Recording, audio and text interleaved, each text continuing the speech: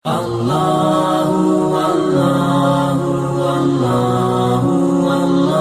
بالله من الشيطان الرجيم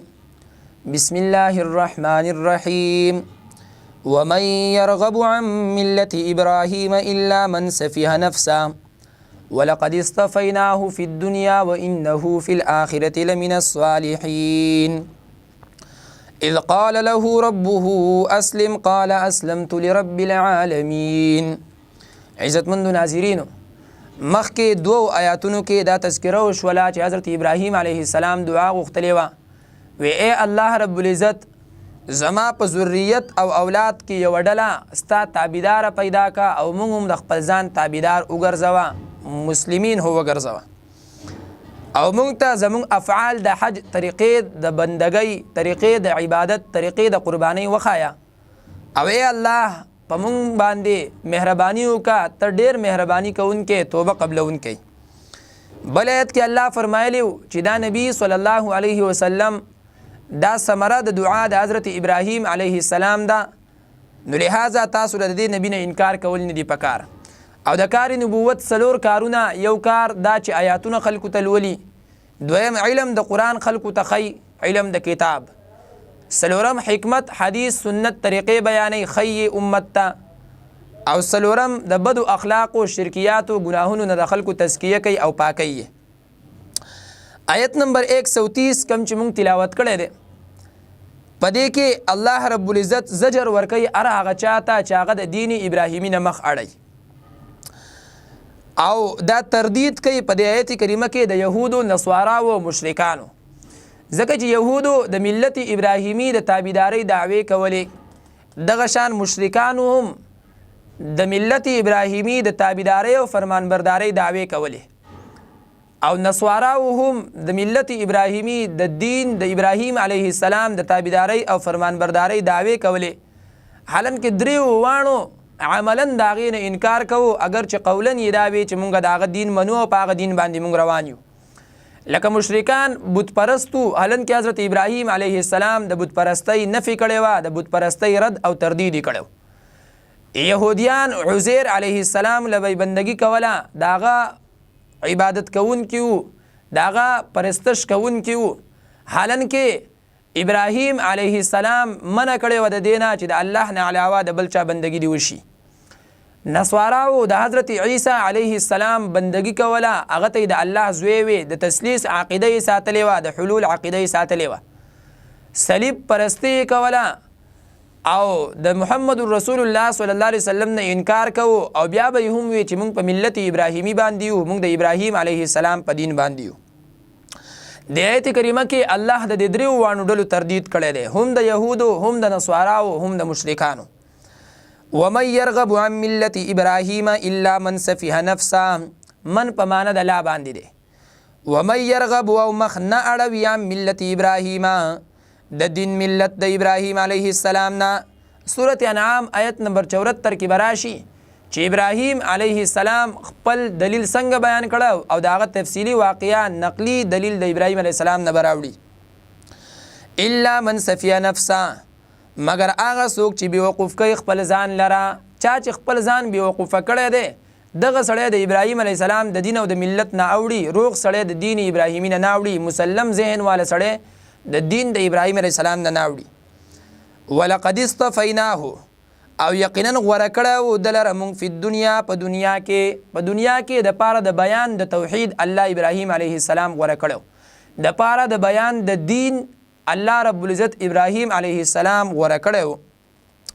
بره یو خبره پاتې شوه، ومن يرغب عن ملت ابراهیم کې د یرغبون پس چې کله عن راشي عن، نو د دې معنی د بې رغبتۍ راځي،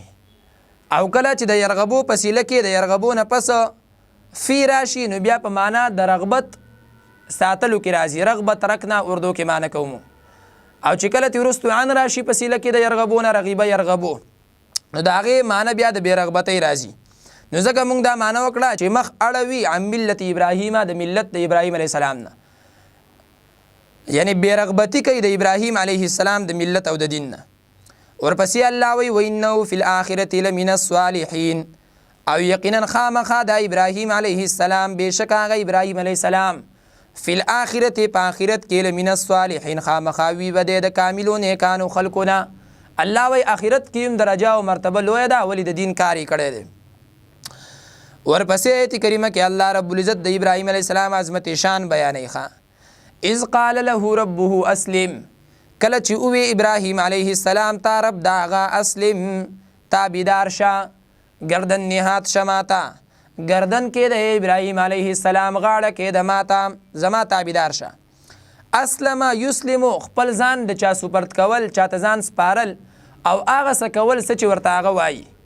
په دې معنی باندې راځي. یعنی زه چې څه وایم هغه ومنه ابراهیم علیه السلام خپل ځان ما ته راوسپاره ابراهیم علیه السلام. قال اسلمت لرب العالمین او ابراهیم علیه السلام یقینا اخی می دې گردن رب د مخلوقاتو ته. ابراهیم علیه السلام وی الله زه تابعدار یم استا ولی وجه دا ده چې ته رب العالمین د مخلوقاتو رب یې د هر چا رب ته الله. نو الله زه ستا تابعدار یم اسلمتو ستا تابعدار یم تا ته گردن نهاد یم ای الله تا ته مې غاړه ایښودې ده لرب العالمین وجه دا ده چې د رب د مخلوقاتو ته. ووصى بها ابراهیم بنیه و یعقوب. د آیت کریمه کې مقصد ثالثه بیانیږي او هغه دا دی چې التوحید دین الانبیاء کلهم د توحید دا مسله دا د ټولو انبیاء مشترکه مسله وا دا د ټولو انبیاء دین او توحید. نو یهود او نصارا او تاسو ولې انکار کوئ د توحید د مسلې نه ولې انکار کوئ د محمد رسول الله صلی الله علیه وسلم نه او د قرآن نه. دویم داره دوم دی په هغوی باندې چې د یهودیانو نصاراو به وی چې یعقوب علیه السلام مونږ ته په یهودیت نصرانیت باندې وصیت کړی و. الله وی ناپوهه خلکو تاسو خبر نه یعقوب علیه السلام په یهودیت نصرانیت باندې وصیتونه نو کړي بلکې هغه وصیت په دین د توحید باندې کړی و. ووصى بها ابراهیم بنیه او وصیت کړی و بها په دې مسلې د توحید باندې بها په دې دین د اسلام باندې ابراهیم علیه السلام بنیه خپل زامنو ته. ابراهیم علیه السلام خپل بچو ته ویلیو چې ګوره توحید به منئ شرک به نه کوئ د الله بندگی به کوئ د الله سره به څوک شریک نه جوړوئ نه ګټه نه لوټه نه نبي نه ولی نه حجر نه شجر هیڅ شی به د الله سره شریک نه ګرځوئ. و یعقوب او یعقوب علیه السلام هم ګوره دلته ورته اسرائیل ونه وی د هغې وجه دا ده نکته پکې دا ده چې دا په یهودو باندې رد وکړو چې یعقوب علیه السلام هم داسې وصیت کړی و خپلو بچو ته او دا تصریح یې کړی د یعقوب علیه السلام د مسلې د توحید ښه. یا بنی یا اوی یعقوب علیه السلام یا ابراهیم علیه السلام هم ویلي او یعقوب هم وی چې ای زما بچړو ای زما بچونګاړو ای زما بچیانو ان الله یقینا الله تعالی اصطفى لكم الدین غوره کړی دی ستاسو دپاره الدین دین لره مراد تی اسلام دی. فلا تموتن پس ممرئ تاسو الا مگر وانتم په داسې حال کې چې تاسو مسلمون په حالت د اسلام کې یا مسلمون غاړه کې ښودونکي الله ته. وی زما بچو الله تاسو له دین د اسلام غوره کړی دی نو تاسو ممرئ کمرئ نو په داسې حالت کې مړه شئ چې تاسو په حالت د اسلام کې یئ یعنی یهودیان نصرانیان نه بلکې په حالت د اسلام کې مړه شئ تاسو په توحید باندې تاسو مړه شئ په حالت د شرک کې چرته مړه نه شئ. بیا ګوره حدیث کې هم راځي بخاری کې حدیث دی په کتاب القدر کې باب العمل بالخواتیم 6607 نمبر حدیث دی. نبی صلی الله علیه وسلم فرمایي انما الاعمال بالخواتیم د عملونو دارو مدار په خاتمه باندې وي چې خاتمه دې څنګه وشوه بس عملونه به قبول شي. که یو سړی په آخره کې کافر مړ شو نو عمل خو لاړو برباد شو او چې مسلمان غاړه کې ښودونکی الله ته مړ شو نو عملونه یې په ځای باندې دي ښه بیا یې عملونو هغه اجر او ثواب درته میلاویږي. بله اهمه خبره دلته دا ده چې ګوره دا چې ورته فرمایي چې ممرئ تاسو مګر داسې مړه شئ چې په حالت د اسلام کې مړه شئ نو د مرګ تمنا جایزه ده او که نه جایزه ده نو د مرګ تمنا جایزه ګوره نه ده. هو په یو حالت کې جایزه ده د هغې څه الفاظ نبي علیه السلام ښودلي دي چې اللهم احینی اذا کان الحیات خیرا لی الله ما ژوندی وساته تر څو چې زما په ژوند کې خیر وي او زما ژوند ماله بهتري. وامیتنی اذا کان الممات خیرا لی او ما مړ که هغه وخت کله چې زما په مرګ کې خیر وي او زما په مرګ کې پیده وي ما ته د آخرت نو دغه حالت کې بیا جایز دي. او دعا د یوسف علیه السلام په هم سورت یوسف آیت نمبر 101 کې راشي چې هغه ویلي وو توفني مسلما والحقني بالصالحین، اے الله واخلې مال را مسلمان وفات کې مال را په حالت د اسلام کې او ما یو ځای کې د نیکانو سره په جنتونو کې. یعنی همیشه توحید بیانوا چې مرګ در لوم د دې مسلې د بیان په ټیم کې راشي. واخر دعوانا ان الحمد لله رب العالمین.